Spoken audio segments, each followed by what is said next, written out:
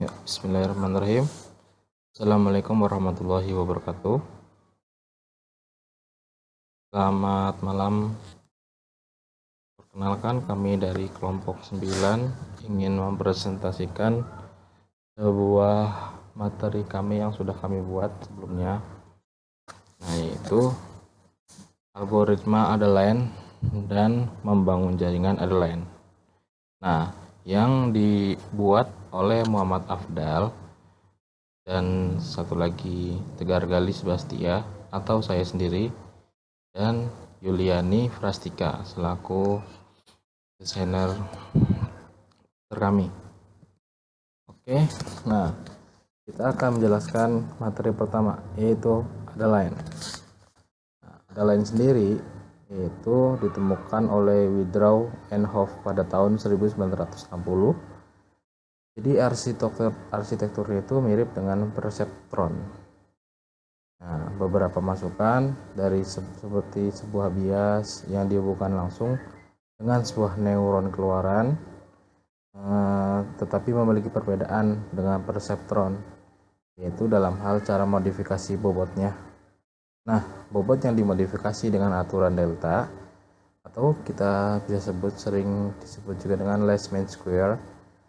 Selama pelatihan, fungsi aktivasinya itu yang dipakai adalah fungsi identitas. Nah, di sini ada seperti contoh rumusnya. Net sama dengan sigma I XI WI ditambah B, atau Y sama dengan F, sama dalam kurung net sama dengan net, nah sama dengan sigma I XI WI ditambah B. Nah, oke, kita lanjut. Nah, di sini ada kuadrat selisih antara target T dan keluaran jaringan F net. Nah, yaitu merupakan error yang terjadi dalam aturan delta. Bobot dimodifikasi sedemikian hingga errornya minimum. Nah, seperti E sama dengan T sama dengan F net kuadrat sama dengan T sigma I XI tambah B kuadrat. Nah, E sendiri merupakan fungsi dari bobot WI-nya. Penurunan E tercepat terjadi pada arah SE dibagi SWI sama dengan min 2 T sigma I XI WI ditambah B XI sama dengan min 2 dalam kurung T kurang Y kurung XI. Nah, maka perubahan bobotnya itu segitiga WI sama dengan A T dikurang Y yang merupakan bilangan positif kecil. Umumnya itu diambil ada 0,1. Nah, selanjutnya algoritma Adeline. Algoritma Adeline sendiri yaitu pelatihan inisialisasi semua bobot dan bias. Umumnya WI sama dengan B sama dengan 0. Jadi tentukan laju pemahaman yang dalam kurung sama dengan A. Untuk penyederhanaan, biasanya A diberi nilai kecil kayak 0,1. Ya, jadi ditentukan toleransi kesalahan yang diizinkan selama maksimal segitiga WI di atas dari batas toleransi. Lakukan set aktivasi unit, masukkan XI I sama dengan 1/n. Nah, kedua, hitung respon unit keluaran sama dengan net sama dengan Y sama dengan F per net sama dengan net X sigma I XI WI ditambah B. Nah, perbaiki bobot pola yang mengandung kesalahan Y sama dengan T menurut persamaan WI baru sama dengan WI lama ditambah A T dikurang Y XI B baru ditambah B lama ditambah A dalam kurung T min dikurang Y kurung. Nah, setelah berproses pelatihan selesai, Adeline dapat dipakai untuk pengenalan pola. Nah, untuk itu umumnya dipakai fungsi threshold bipolar. Ya, intinya kalau threshold bipolar itu lebih ke misal hasilnya positif, ya hasilnya juga positif. Inputnya positif, hasilnya positif. Inputnya ada salah satu yang negatif, hasilnya negatif. Kalau saya sih gitu. Nah, umumnya itu sebagai berikut nih. Caranya itu inisialisasi semua bobot dengan bias bobot bias yang hasil pelatihan. Nah, untuk semua input dimasukkan bipolar X, lakukan set aktivasi unit, masukkan XI sama dengan I sama dengan 1 per sampai N. Nah, hitung net vektor keluarannya, net sigma I XI WI ditambah B. Kenakan fungsi aktivasi Y sama dengan 1 jika net di atas 0. Nah, Y sama dengan min 1, Y itu target ya, yaitu min target. Y sama dengan min 1 jika netnya di bawah 0 atau netnya negatif.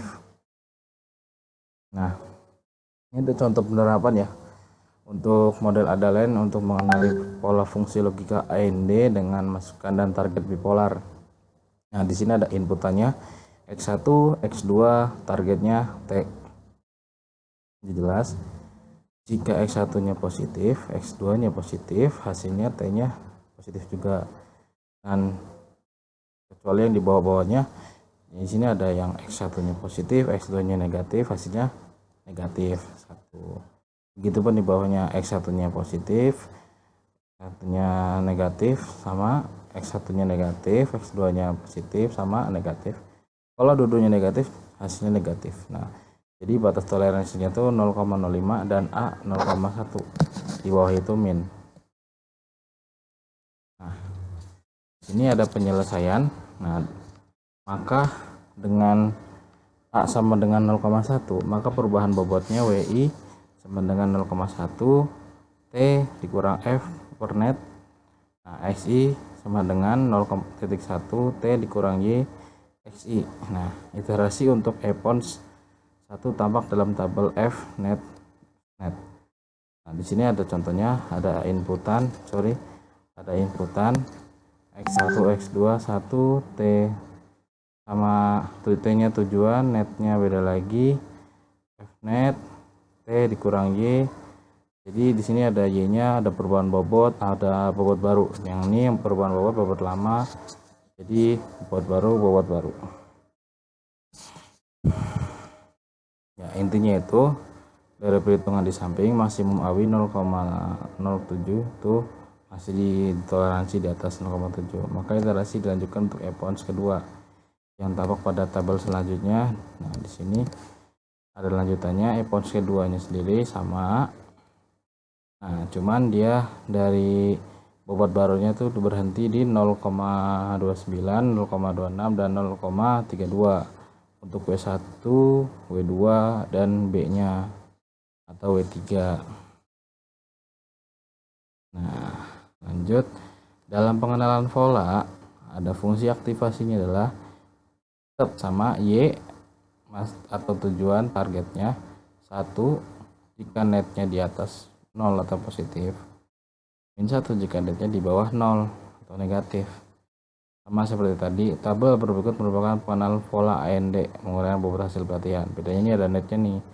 Masukannya sama X1, X2, positif netnya 0,23, Y-nya itu 1. Begitupun sebaliknya, kalau udah ada yang negatif di inputnya, otomatis hasilnya bakal negatif semua. Jadi tampak bahwa keluaran jaringan dapat disimpulkan bahwa pola dapat dikenali dengan sempurna menggunakan bobot hasil pelatihan tepat sama dengan targetnya. Nah, sampai sini ada pertanyaan? Jika ada, boleh ditanyakan kepada kami. Semoga Anda mempelajari sesuatu yang baru dari materi ini. Nah, selesai. Demikian presentasi dari kami kelompok 9, kurang lebihnya kami mohon maaf. Wassalamualaikum warahmatullahi wabarakatuh. Oke, saya stop rekamannya dulu.